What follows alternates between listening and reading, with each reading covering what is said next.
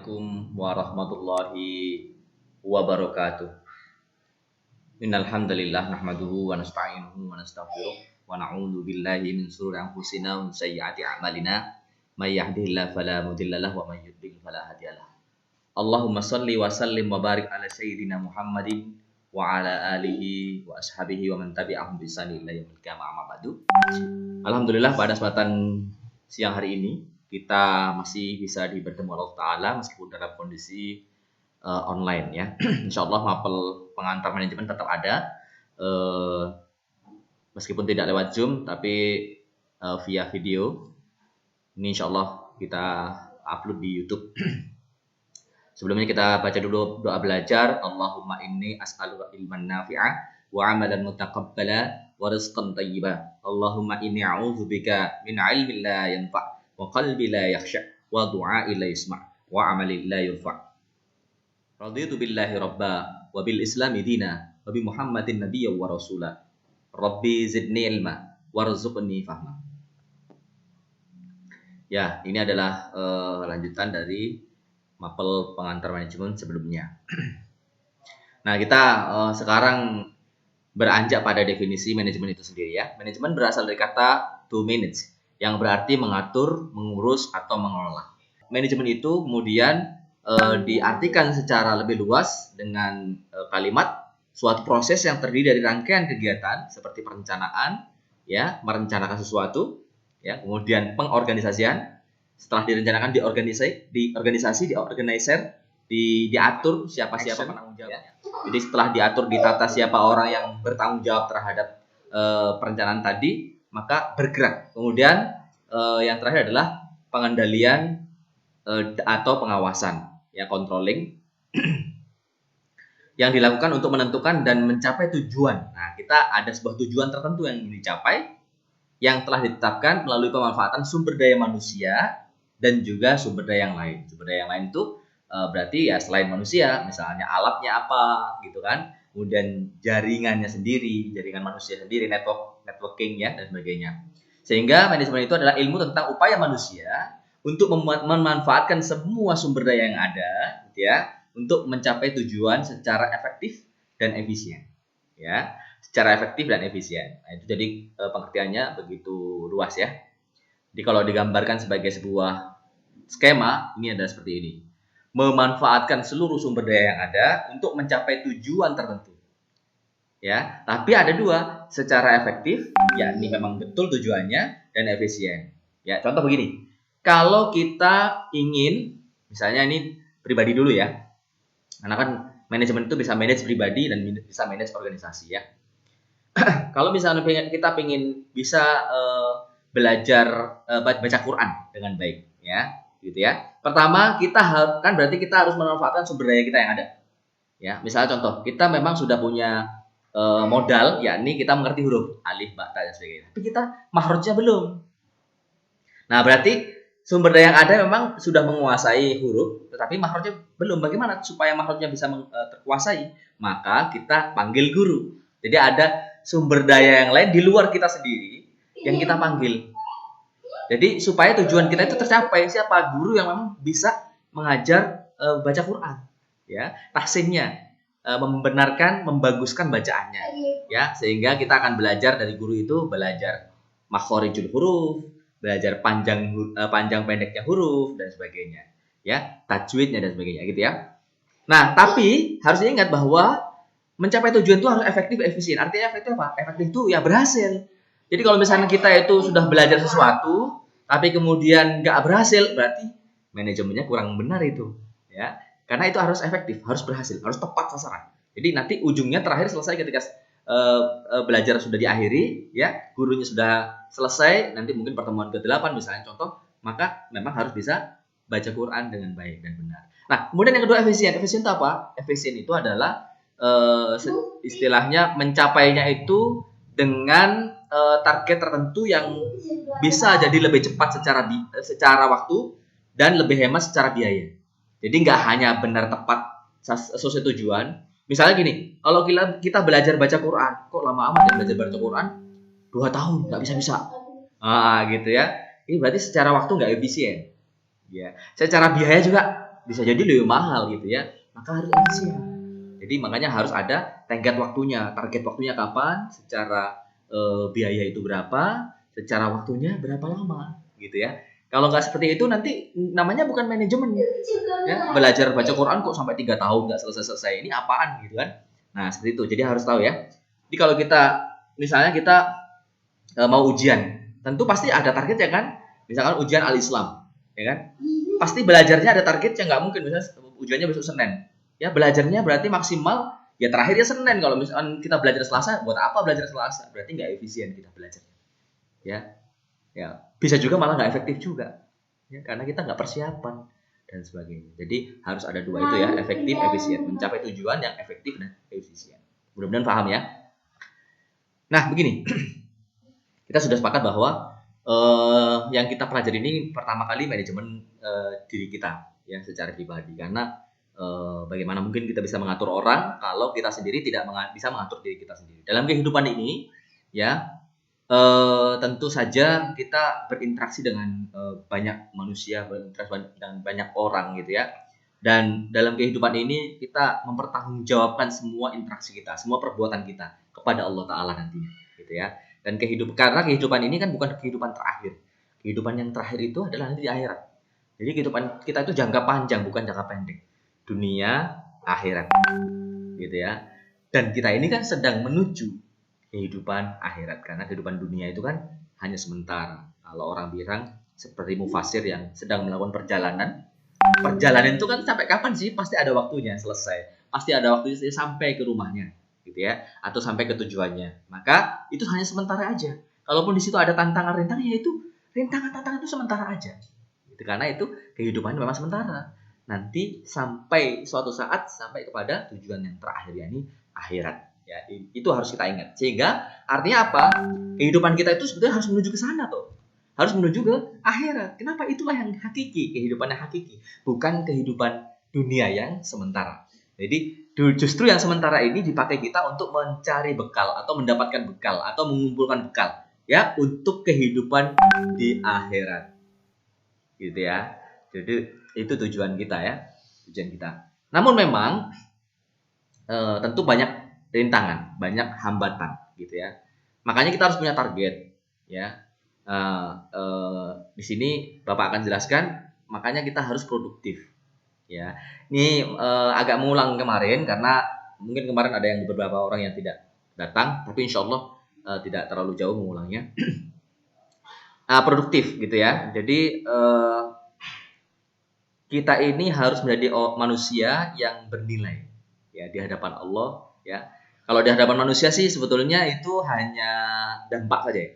Dampak saja. Artinya gini, seseorang yang baik, seseorang yang dermawan ya, seseorang yang berhati mulia, berakhlak mulia ya, tentu insya Allah di hadapan Allah ya, kalau dia melakukan dengan benar, dengan cara yang benar, dengan niat yang benar, maka posisinya tinggi dalam Allah. Seseorang yang takwa dan sebagainya posisinya tinggi dalam Allah. Nah gitu ya. Meskipun di mata manusia bisa jadi ada yang mungkin menilai yang baik ya kan, atau ada yang menilai biasa saja karena mungkin dia sembunyikan. Karena ada manusia kan yang maunya menyembunyikan kebaikannya gitu kan. Jadi kalaupun orang manusia itu menganggap baik itu ya bonus ya, tapi kita inginnya tetap inginnya kita baik itu di akhirat dan di dunia. Supaya kita baik, supaya kita bagus ya, amal kita ini ya, kehidupan kita ini di dunia ini sebagai bekal nanti di akhirat itu, maka kita harus produktif ya. Maka kita harus produktif ya. Caranya produktif itu gimana ya? Berarti kita harus tentukan dulu tujuan kita. Kita memulainya dari yang jangka panjang dulu. Tujuannya kita nanti mau apa sih gitu. Kalau kemarin saya bilang ya, nanti kalau orang mau meninggal itu mau disebut sebagai apa? Sebagai seorang dermawan kah? Sebagai seorang yang baik kah? Sebagai seorang yang berakhlakul karimah kah? Atau bahkan sebaliknya, sebagai penjahat? Nauzubillah. Ya, maka yang ditentukan tujuan jangka panjangnya dulu, yang pada akhirat tadi, baru ditarik mundur. Apa itu namanya? Namanya adalah menentukan visi misi kehidupan. Nah, ini yang kemarin belum ada ya. Hari ini kita ada tugas, karena insya Allah kalau bisa minggu depan sudah mulai ketemu. Kita belum ketemu ya di materi mapel pengantar manajemen ini. Jadi kita harus tentukan misi hidup kita, visi misi hidup kita. Jalannya kemana sih? Ya, kebayang ya kalau seseorang nggak punya jalan hidup, gimana ya kehidupannya? Ya nggak beraturan. Contoh begini deh, antum keluar dari Erahma setelah kuliah misalnya, kemudian antum memang mau pergi gitu ya, mau pergi gitu kan? Bisa. Bentar ya, ini ada anak saya soalnya.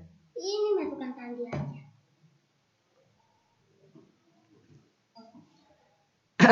Jadi kita harus punya tujuan hidup karena itu yang menentukan arah kita nanti, gitu ya.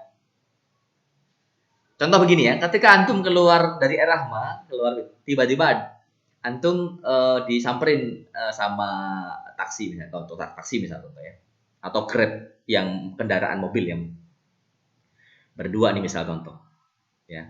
Terus ditanya sama Grabnya, antum memang pesan Grab gitu kan, atau pesan kendaraan, tanya mau kemana Mbak? Mau ke Pajajaran Pak, Jalan Pajajaran. Oh iya, mau lihat mana nih?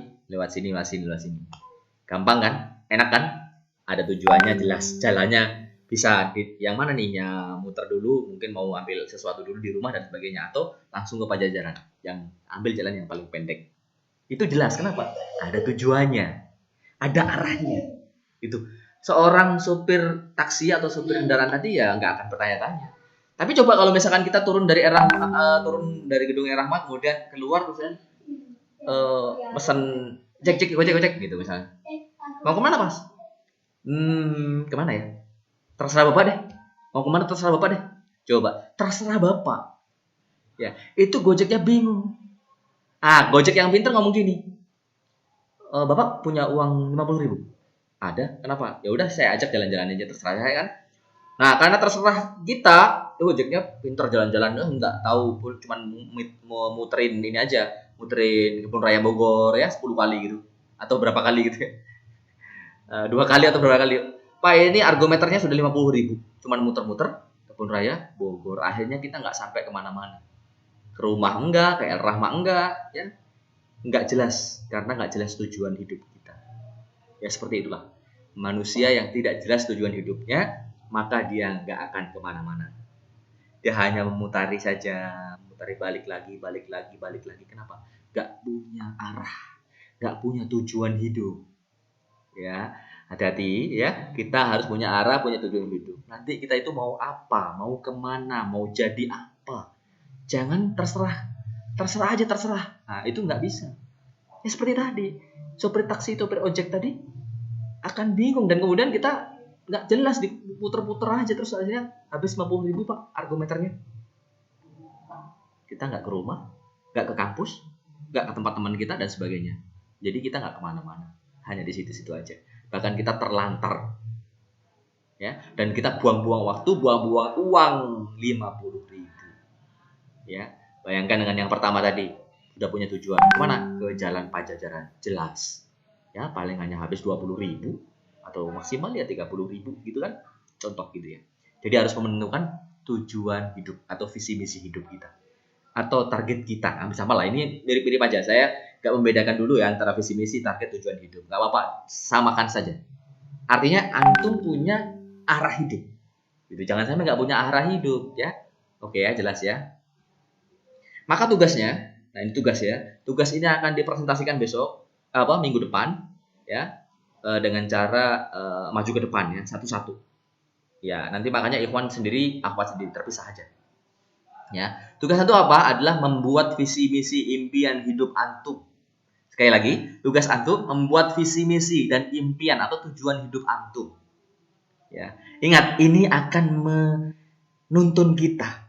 Ibaratnya kalau orang masuk hutan, nggak ada apa-apa, nggak ada jalan alternatif, ya kita babat hutan sendiri. Tapi kan itu lama. Coba kita masuk hutan, sudah ada jalan setapak, oh ya udah pakai jalan ini aja. Orang-orang di depan saya juga pakai jalan ini kok.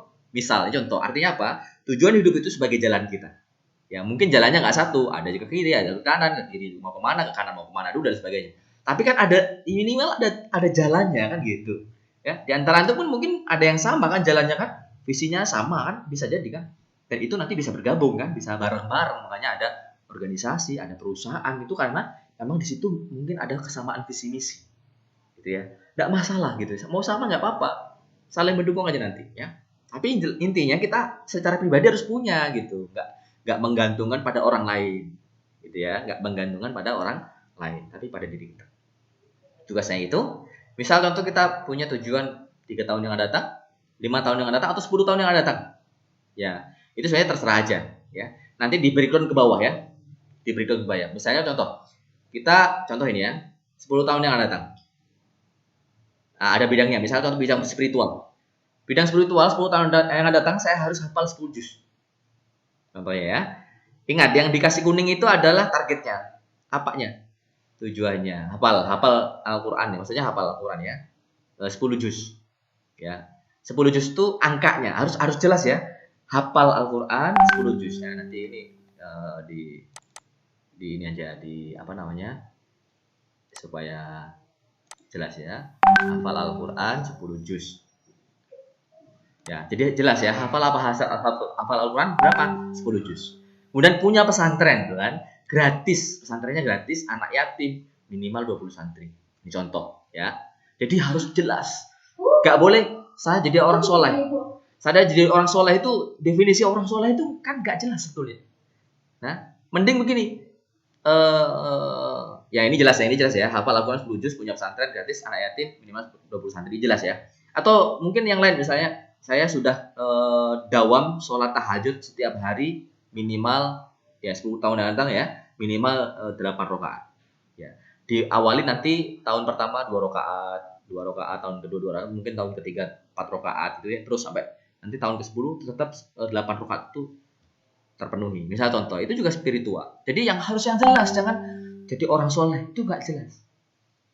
Ya soleh doang, soleh itu kan macam-macam tingkatannya. Solehnya seperti apa gitu loh. Ya, harus jelas, itu pertama. Atau yang kedua, misalnya ada bidang bisnis. Ya, kita nggak hanya spiritual, ada bisnisnya misalnya contoh. Saya harus punya bisnis kuliner. Ya, kalau perlu ditentukan kulinernya apa, makanan, minuman, atau minimal kuliner juga nggak apa-apa sih. Tapi kalau cuma bisnis gitu doang itu nggak jelas. Tapi kalau bisnis kuliner, kalau mau diperjelas lagi, bisnis bakso misalnya, nggak apa-apa, itu lebih bagus sebetulnya. Nah, kalau memang sudah tahu ya. Atau bisnis apa? Bisnis properti atau bisnis apa? Bisnis pendidikan ya. Atau punya apa dan sebagainya. Pokoknya ini bisnis yang memang sudah diperjelas. Dan itu ada omsetnya. Misalnya omsetnya 20 juta per bulan. Ini contoh aja ya, contoh. Ya, dikasih angka ya. Jangan bisnis yang maju. 10 tahun saya punya bisnis yang maju. Itu enggak jelas. Ya, harus diperjelas ya. Kemudian bidang pengembangan diri. Saya harus menulis atau mengarang buku bisnis ya, minimal 2 buku. Itu contoh ya. Jadi enggak saya ngarang buku gitu. Ya udah nggak jelas kan? Buku apa? Buku bisnis, buku pengembangan manajemen, buku buku akuntansi misalnya, atau buku tentang mengetik cepat contoh ya, bisa aja. Dan sebagainya gitu ya. Jadi harus diperjelas. Jangan mengarang buku. Ya, itu nggak jelas. Itu terlalu umum. Itu sudah ada tujuannya tapi terlalu umum gitu ya. Itu tugas begitu ya. Jadi tugasnya nanti dipresentasikan. Ya, bidang-bidangnya terserah antum, mau spiritual, bisnis seperti ini boleh atau yang lain terserah antum, ya. Yang jelas harus jelas. Ya. Nggak umum. Tadi misalnya contoh tadi spiritual jadi orang soleh. Nah, itu nggak umum. Itu nggak jelas. Itu hanya umum, hanya tujuan umum saja. Itu kurang jelas. Gitu ya. Nah, nanti dipresentasikan. Visi misi tujuan hidup antum itu, impian antum itu dipresentasikan. Jadi guidance, jadi jalur antum itu saya mau ke sana loh. Nah, nanti harusnya setelah antum presentasi 10 tahun yang akan datang, ini contohnya ya, 5 tahun yang akan datang, maka di breakdown ke bawah. Berarti kalau 10 tahun yang akan datang, berarti 5 tahunnya mau jadi seperti apa? Berarti 3 tahunnya seperti apa? Berarti 2 tahunnya seperti apa? Berarti setahun yang akan datang kita tuh mau seperti apa? Mencapai target di atas itu. Tuh, harus begitu ya. Minimal ada impian besarnya dulu, baru di breakdown ke bawah. Mudah-mudahan jelas ya. Nah, kalau perlu nanti ya mungkin nanti di kelas aja diperjelas ya. Yang jelas minimal itu dulu, impian dulu ya, tugas impian dulu, visi misi impian tujuan hidup ya, minimal itu dulu. Di presentasi di kelas ya. Ya, cari waktu kapan. Mau ikhwan mau akhwat terpisah ya. Ikhwan sendiri, akhwat sendiri. Seperti kalau di ADM kan ada mapel customer service yang juga insya Allah minggu depan tatap muka dan itu terpisah, tatap muka langsung. Ya, supaya karena kalau nggak terpisah nanti pasti nggak efektif waktunya. Ya, yang lain pasti bengong dan sebagainya gitu ya. Karena kan ini maju satu-satu gitu. Nah, untuk mencapai produktivitas hidup itu ya pasti ada tantangannya. Ya, untuk mencapai produktivitas hidup itu pasti ada tantangannya. Ya, gitu kan. Ini tadi tugasnya sudah, ini insya Allah agak mengulang sedikit yang kemarin nggak apa-apa. Ya. Karena wajar ya, namanya orang mau mencapai tujuan dia tentu ada tantangan, ya. Tapi kita harus berusaha untuk fokus pada tujuan hidup kita tadi, gitu ya. Tantangan pertama itu adalah kewalahan, overwhelmed. Ya, sebagian tantangan ini yang nanti akan Bapak sampaikan ini mungkin antum belum mengalami karena antum belum merasakannya. Tapi kalau orang-orang yang sudah bekerja, sudah hidup bermasyarakat, berkeluarga itu biasanya mengalami, ya. Nanti antum akan mengalami nanti beberapa tantangan ini ya. Ada yang sudah, ada yang belum mengalami ya. Tantangan pertama kewalahan, overwhelmed, ya. Suatu kondisi di mana kita memiliki banyak sekali pekerjaan, bingung mana yang harus diselesaikan. Terlihat sangat sibuk, namun sibuk itu tidak menghasilkan kontribusi yang berarti. Sibuk tapi entah sibuknya apa, itu nggak jelas. Gitu nggak jelas. Oh ya, saya minum dulu ya. Kali tolong ambil itu. Ya. Ini videonya terbalik ya. Jadi saya minum pakai tangan kanan ya, tapi kalau di video mungkin tangan kiri ya. Karena ini mirroring ya. Jadi tadi saya lupa ini kan membalik posisi ya. Nah, kenapa ini terjadi kewalahan ini? Karena kita nggak punya prioritas. Prioritas itu ada 5. Sangat penting, penting, cukup penting, agak penting, tidak penting. Ya. Jadi kalau bisa sih kita melakukan prioritas itu yang pertama dan yang kedua kalau bisa. Kalau bisa ya. Kemarin sudah Bapak kasih contoh ya sebetulnya ya. Contohnya begini kemarin tuh.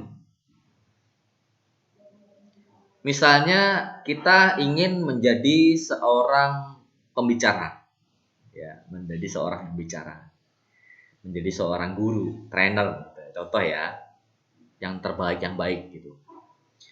Menjadi pembicara apa? Misalnya pembicara pengembangan diri, yang terbaik.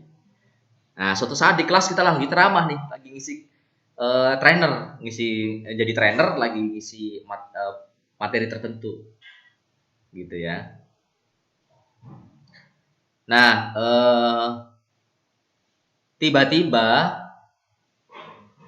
ada, nah itu nanti berkaitan dengan tantangan yang lain ya. Ada telepon masuk, nah gitu ya. Nah, ini telepon masuk ini gimana nih? Mau diangkat sekarang atau nanti? Itu tergantung prioritas. Tuh, itu sangat penting nggak? Atau itu nggak terlalu penting sih? Telepon dari siapa tadi? Misalnya, yang telepon tuh nggak ada namanya. Kayaknya nggak terlalu penting. Enggak ada. Toh nanti bisa dihubungi lagi. Berarti kan bukan orang yang kita kenal. Ya, berarti nggak usah diangkat dulu teleponnya. Misal contoh itu namanya prioritas. Karena ketika kita ngajar, orang kalau ngajar itu kadang macam-macam ya nilainya ya. Ini contoh ya, contoh dulu ya Mari Teguh itu 1 atau 2 jam itu nilainya, sekali ngajar 2 jam itu nilainya 60 juta. Antum bisa bayangkan kalau misalkan dia pas ngisi training ditelepon orang 1 jam, berarti hilang 30 juta. Ya, makanya dia harus menentukan prioritas. Bahaya itu kalau misalkan dia ditelepon orang 1 jam, udah perusahaan tadi rugi 30 juta. Karena 2 jam 60 juta. Dan lebih sedikit dianggap 3 jam. Itu mahal bayarannya apa? Mari Teguh itu. Ya itu kalau orang-orang udah penting banget itu udah kayak gitu, nilainya udah dihitung per jam, bukan per hari lagi. Ada yang dihitung per detik juga ada. Orang terkaya di dunia itu hitungnya udah per detik. Ya bukan per jam lah, udah sibuk banget, dan sibuknya mereka menghasilkan, gitu ya. Yang kedua, tantangan kedua gangguan luar, nah distraction. Ya tadi itu ya, ada tiba-tiba ada handphone berdering, itu sebetulnya distraction, ya. Suatu kondisi tiba-tiba yang mengalihkan perhatian kita dari pekerjaan atau agenda utama yang sedang kita kerjakan. Sedang ngisi training, ada gangguan handphone berdering, nah itu namanya distraction, itu gangguan. Ya, tinggal nanti prioritasnya apakah diangkat sekarang atau enggak, siapa dulu yang nelpon. ibu kita, ya, atau bapak kita, teman kita, atau nggak dikenal siapa yang nomornya. Itu kan nanti prioritas. Ya. Ciri-ciri orang mengalami distraction atau gangguan. Sisa waktu yang untuk mengerjakan tugas atau agenda penting terasa cepat habis dan tugas atau agenda tersebut tidak memiliki progres yang signifikan. Ya. Ciri utama orang yang menguasai manajemen fokus. Ciri utamanya adalah harus menguasai manajemen fokus supaya tidak terdistraksi. Apa itu? Ya ini kita harus mengeluarkan 100% perhatian saat mengerjakan aktivitas hidup yang paling utama untuk kita. Ya tadi kita mau hafalan 10 juz. Kita sedang hafalan sekarang. Ada gangguan, nggak usah diperdulikan. Kalau itu memang bukan siapa-siapa, nggak prioritas untuk diangkat. Tunggu dulu, saya itu kan hafalan sehari cuma 3 kali waktu pagi, waktu siang, waktu sore atau malam. Kalau diganggu, ya saya nanti hafalan saya nggak terkejar ini. Nah, masih contoh gitu ya. Itu kan aktivitas utama kita mau kejar itu kan.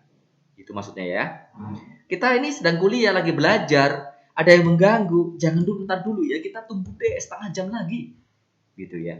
Kecuali tadi kan yang nelpon tadi prioritas yang lain ya. Nah, nelpon orang tua ya sudah diangkat dulu teleponnya kalau orang tua. Karena mereka adalah orang tua kita, nggak ada mereka kita nggak jadi, nggak lahir kita, nggak ada kita, nggak ada mereka, nggak ada kita, ya. Ya meskipun semua dari Allah ya pasti ya, tapi kan perantaranya mereka. Kita bisa pintar seperti ini, ya mereka. Kita bisa sampai besar seperti ini ya karena orang tua kita kan, ya. Sebagian besarnya begitu kan, meskipun ada juga yang mungkin dititipkan ke yang lain karena terjadi hal yang lain itu di luar lah ya, tapi intinya kalau orang tua kita ya kita harus prioritaskan. Nah, faktor yang mengalihkan fokus itu ada 2, handphone dan orang. Ya, kemarin Bapak sudah sampaikan ya. Ketika kita hafal, misalnya ada orang datang teman kita, nah itu mengalihkan fokus kita. Itu gangguan distraction. Dan handphone sama. Kita scroll wall di posting Facebook itu membutuhkan waktu cepat loh. Ya, nggak sengaja itu kira, udah 5 menit, udah 10 menit gitu kan. Udah ngalah-ngalahin sholat berjamaah mungkin cuma 10 menit. Nah, scroll Facebook itu bisa 15 menit, bisa setengah jam sendiri. Ya, mungkin Anda sudah merasakan sendiri ya. Tantangan ketiga, burnout atau kelelahan. Jadi suatu kondisi saat kita memiliki tahanan serta kebugaran tubuh yang rendah untuk bekerja, sehingga durasi waktu untuk bekerja berkaya menjadi sedikit karena tubuh mudah kelelahan. Ya. Caranya diatasinya dengan menyeimbangkan pola asupan energi, gitu ya, pola energi, asupan energi dan keluarannya, gitu ya. Jadi antara masuk dan keluarnya itu harus seimbang, ya. Jangan sampai masuknya kurang, nggak ada gizinya, keluarnya hebat luar biasa, ya, energik, masuknya kurang ya, lemes nanti, lama-lama ya wes lelah terus gitu karena asupannya nggak seimbang dengan keluarannya, energinya itu. Nah, tantangan pertama, kewalahan, ya. Ini tadi sudah Bapak bilang kita harus menentukan prioritas. Prioritas yang mana yang paling penting, ya, sangat penting ya, penting dan cukup penting. Kalau bisa yang agak penting, tidak penting dihilangkan dulu deh. Jangan dulu gitu. Maka kita harus memiliki manajemen prioritas, ya. Di mana ciri utama orang yang memiliki manajemen prioritas adalah memiliki habit atau kebiasaan mengerjakan aktivitas utama untuk diselesaikan dulu. Ya, karena tujuan hidup kita itu ternyata 3 tahun yang datang hafal 30 juz.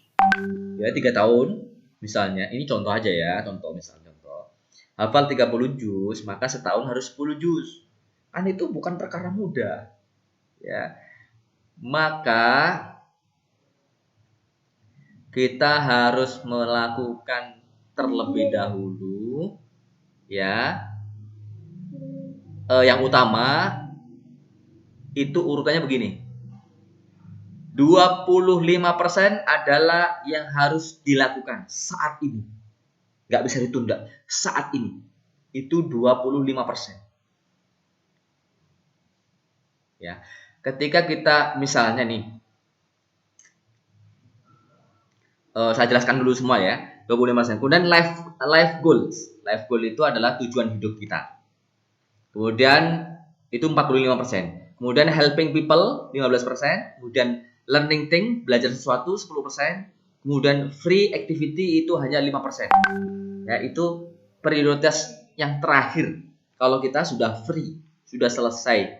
Nah, sebetulnya yang kita fokuskan adalah yang 1, 2, 3, 4. 5% ini kalau bisa yang free aja ya. Tapi ya nggak, ini umumnya ya, ini kan harus 100% ya. Kenapa kok yang Masdo itu hanya 25%? Ya karena Masdo itu ada yang sekarang kita harus hadapi. Yang sekarang kita harus hadapi. Ini contoh ini. Kalau kita belajar di sekolah dulu ya, di pesantren gitu kan tentu ada waktu tertentu kita ujian, betul nggak? Ya. Kita ujian, memang kita ada target hafalan 30 juz. Tapi ketika kita ujian, tentu kita akan menghadapi ujian dulu dong. Maka kalau bisa yang Masdonya yang menghadapi ujian dulu itu hanya menghabiskan 25%. Ya. Sementara life goal tujuan hidup kita itu harus lebih tinggi tetap. Ya, porsi hafalan Qur'annya harus lebih tinggi daripada ujiannya. Ujiannya paling cuma pagi sampai siang. Setelah itu hafalan lagi. Ya, setelah itu hafalan lagi. Jadi yang mendesak, istilahnya kalau sekarang itu penting dan mendesak. Ya. Jadi sangat penting, sangat mendesak gitu ya. Jadi kalau kita mengerti sesuatu itu, kalau bisa yang prioritas sangat penting, sangat mendesak itu nggak sampai 30%. Karena bahaya kalau semuanya penting mendesak itu berarti hidup kita nggak teratur, nggak termanage dengan baik. Mudah-mudahan paham ya. Jadi semua kerjaan itu numpuk terus. Kenapa? Nggak kita selesaikan dengan waktu yang sesuai dengan target waktunya. Jadi semuanya penting mendesak, terus harus prioritas pertama semua. Jangan sampai. Gitu ya. Jadi gini nih, kalau misalnya antum punya kewajiban kuliah, kan berarti sekarang nih kehidupan antum yang utama kan kuliah. Berarti kuliah itu harus menjadi hal yang penting ini sekarang nih antum. Ya, untuk sekarang nih ya. Kuliah nanti kalau tadi kan bidangnya tadi spiritual apa. Nah, ditambah satu, dalam hal kuliah itu harus ditarget juga. Misalnya kuliah itu antum harus tiap kuis misalnya Islam harus misalnya contoh. Misalnya kalau tiap kuis Al-Islam minimal nilai 90. Misal contoh ya. Nah, itu dalam hal kuliah itu harus, karena antum kegiatan sekarang kuliah.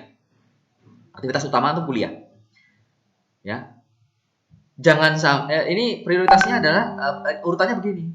Pas ujian itu jangan sampai antum SKS sistem kebut semalam. Semuanya belajar di waktu besok mau ujian. Besok Al-Islam baru belajarnya sekarang. Nah, itu namanya masdunya salah, harusnya belajarnya sudah dicicil. Karena life goals-nya antum bisa nyicil dulu gitu. Mudah-mudahan paham ya. Ya kan ada misalnya ada 5 mata kuliah nih dalam seminggu atau 7 mata kuliah. Ini contohnya 10 kalau mau gampang ya 10 mata kuliah bisa contohnya. Tentu setiap hari kan belajarnya lain-lain atau 7 lah. Ya, setiap hari kan belajarin lain-lain misalnya gitu kan. Ada itu pun ada praktek dan sebagainya ya. Nah, tapi ketika nanti Mas mau ujian, tentu antum nggak boleh dong belajar itu pas mau ujian aja, karena kalau pas mau ujiannya berarti masdonya di sini 100%. Padahal harus ada yang lain-lain nih. Harus ada aktivitas menolong orang, harus ada aktivitas belajar yang lain, yang menjadi support yang ini tadi, yang tujuan utama tadi. Ya. Ya, misalkan mau ujian seminggu lagi, antum harus punya jadwal gitu. Jadwal belajarnya itu apa saja dulu. Misalkan pelajaran A dulu. Tapi yang lain tetap dicicil belajar kan, nggak seharian belajar itu, enggak kan, nanti yang lain menjadi lupa gitu ya. Jadi caranya gitu, orang tuh sedikit-sedikit gitu ya. Kemudian di antara itu kan antum juga harus perlu nolong orang juga kan. Misalnya contoh ada teman antum minta bantuan, ya tolong lah. Kemudian belajar sesuatu, belajar yang lain yang mendukung ini. Ya, yang mendukung ini. Misalnya antum tadi pengen hafal Quran 10 juz setiap setahun 10 juz. Ya antum baca buku, misalnya selain antum hafalan Quran, antum baca buku tentang bagaimana cara cepat menghafal Quran. Contohnya itu di sini. Ya, begitu ya. Jadi kita harus bisa memberikan urutan dengan urutan yang tepat. Yang di sini tuh nggak boleh di atas 30%. Kalaupun maksimal ya 30% maksimal gitu ya.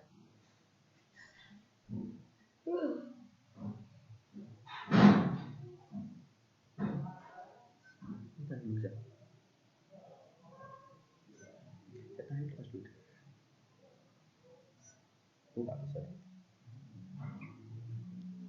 Ya, itu mudah-mudahan paham ya, mudah-mudahan paham. Nanti kalau nggak paham ya, Ini juga. ditanya di kelas aja nanti ya kalau nggak paham, atau ditanya saat apa, ditanya via WA kalau belum jelas, ke Japri aja ya, jangan di grup, nanti bingung gitu ya, nanti ketimpa yang lain gitu ya. Jadi semikian ya, insya Allah ya, mudah-mudahan dipahami ya, insya Allah.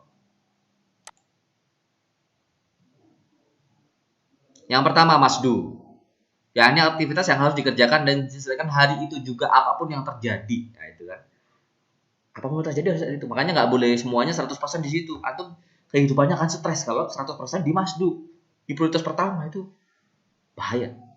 Seperti tadi ya, contoh yang distraction tadi ya, misalnya contoh